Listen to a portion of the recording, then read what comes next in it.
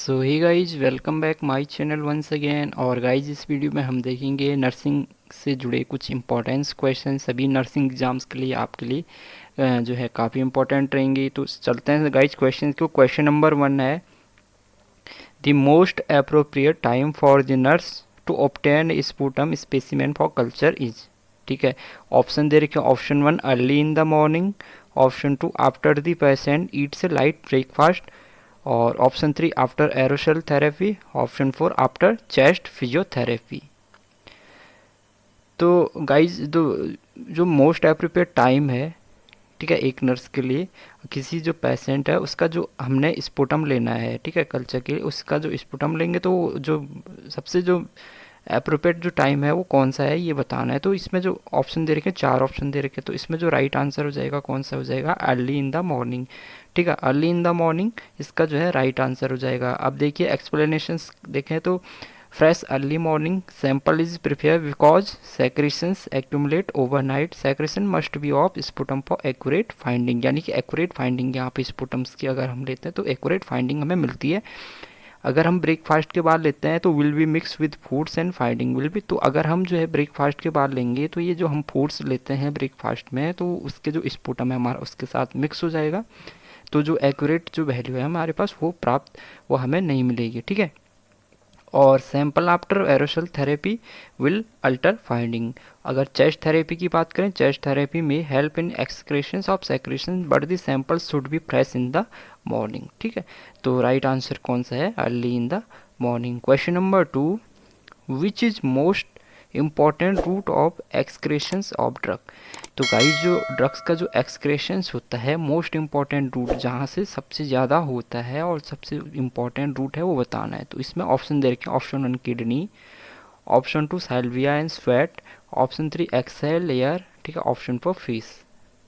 तो जो right answer हो जाए कौन सा हो जाएगा आपका, मोस्ट जो है इंपॉर्टेंट रूट कौन सा है एक्सक्रीशंस ऑफ ड्रग्स का, तो इसका जो राइट आंसर हो जाएगा किडनी। ठीक है, तो किडनी क्या है, मोस्ट इंपॉर्टेंट रूट है एक्सक्रीशन ऑफ ड्रग का। ठीक है, question number 3, which of the following is the unit of measurement in bacteriology. ठीक है, तो which of the following is the unit of measurement in bacteriology. तो ऑप्शन दे रखे, option 1 joule, option 2 Newton's, option 3 micron, option 4 pascal. तो right answer कौन सा हो जाएगा इसका, ऑप्शन 3 माइक्रोन। देखिए जूल आपको पता है ये जूल किसका है, एनर्जी की जो है इसको हम मेजरमेंट करते हैं एनर्जी को जूल में। ठीक है, न्यूटन्स का पता होना चाहिए आपको अगर आपने फिजिक्स पढ़ी है, फोर्स। ठीक है, फोर्स का हम क्या जो मेजर करते हैं न्यूटन्स उसकी जो है यूनिट है। और अगर हम बात करें पास्कल, तो पास्कल है आपकी प्रेशर्स की। ठीक है, तो ये यूनिट है। और अपना जो है बैक्टीरियोलॉजी को जो मेजरमेंट जो यूनिट है करते हैं वो हम करते हैं माइक्रोन में। Question number 4, the normal adult intracranial pressures. तो नॉर्मल एडल्ट इंट्राक्रेनियल प्रेशर्स होता है वो कितना होता है। तो ऑप्शन दे रखा, ऑप्शन 1 0 से 15 mmHg, option 2 60 to 70 mmHg, option 3 80 to 100 mmHg, option 4 20 to 40 mmHg। ठीक है, तो इसका जो राइट आंसर हो जाएगा नॉर्मल इंट्राक्रेनियल प्रेशर एडल्ट में वो होता है आपका 0 से 15 mmHg। Question number 5, which among the following blood test is recommended to a client on heparin therapy. तो हिपेरिन थेरेपी के लिए हमने एक ब्लड टेस्ट रिकमेंड करना है, तो वो कौन सा करेंगे हम। तो यहाँ पे देखिए option 1 bleeding time, option 2 clotting time, option 3 prothrombin time, option 4 activated partial thromboplastin time, यानी APTT इसको शॉर्ट में कहते हैं। तो इसका जो राइट आंसर हो जाएगा कौन सा हो जाएगा, APTT यानी एक्टिवेटेड पार्शियल थ्रोम्बोप्लास्टिन टाइम।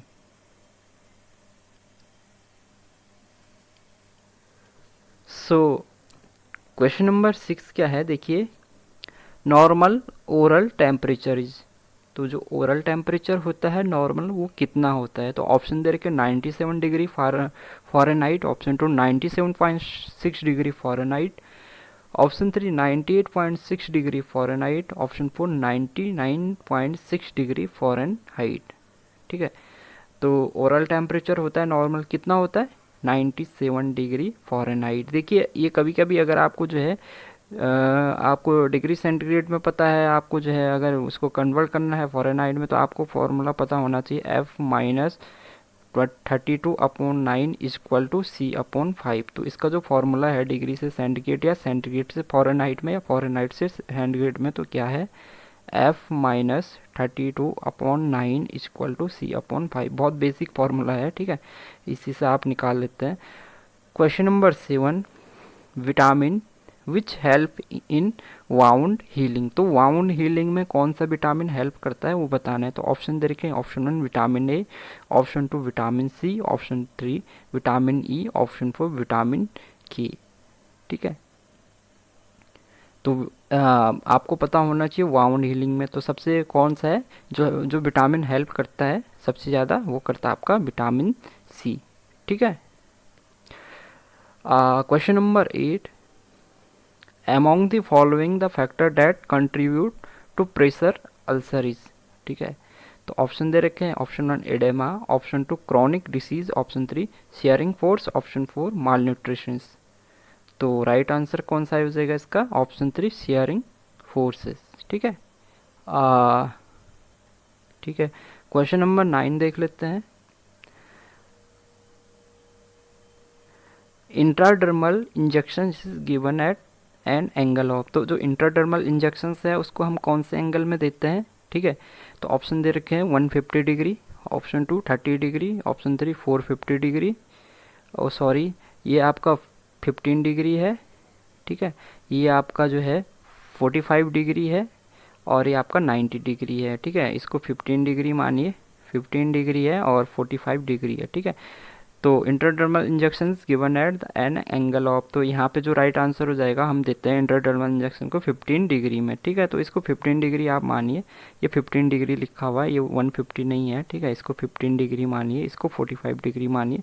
तो जो इंट्राडर्मल इंजेक्शन है उसको हम देते हैं 15 डिग्री एंगल पे। ठीक है, कौन से एंगल पे देते हैं, 15 डिग्री एंगल पे। तो इंट्राडर्मल इंजेक्शन देते हैं हम 15 डिग्री एंगल में। ठीक है, और 90 डिग्री पे देते हैं हम कौन सा, इंट्रामस्कुलर। ठीक है, 90 डिग्री एंगल पे कौन सा इंजेक्शन देते हैं, इंट्रामस्कुलर। और 45 डिग्री पे जो देते हैं हम कौन सा इंजेक्शन देते हैं, आपका सब क्यूटेनियस इंजेक्शन। ठीक है, तो 115 डिग्री पे आप कौन सा इंजेक्शन देते हैं, इंट्राडर्मल देते हैं।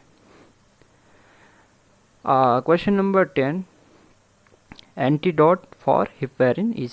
तो हिपेरिन के लिए जो एंटीडोट है वो बताना है। तो यहाँ पे देखिए, option 1 vitamin C, option 2 protamine sulphate, option 3 amino caproic acid, option 4 none of the above. तो इसका जो राइट आंसर हो जाएगा कौन सा हो जाएगा आपका, प्रोटामाइन सल्फेट। तो प्रोटामाइन सल्फेट एक एंटीडोट है हिपेरिन के लिए। तो ये आपके 10 क्वेश्चन थे, इसी तरह से मैं क्वेश्चंस लाने की कोशिश करूँगा। ठीक है, तो आपसे मिलता हूँ मैं नेक्स्ट वीडियो।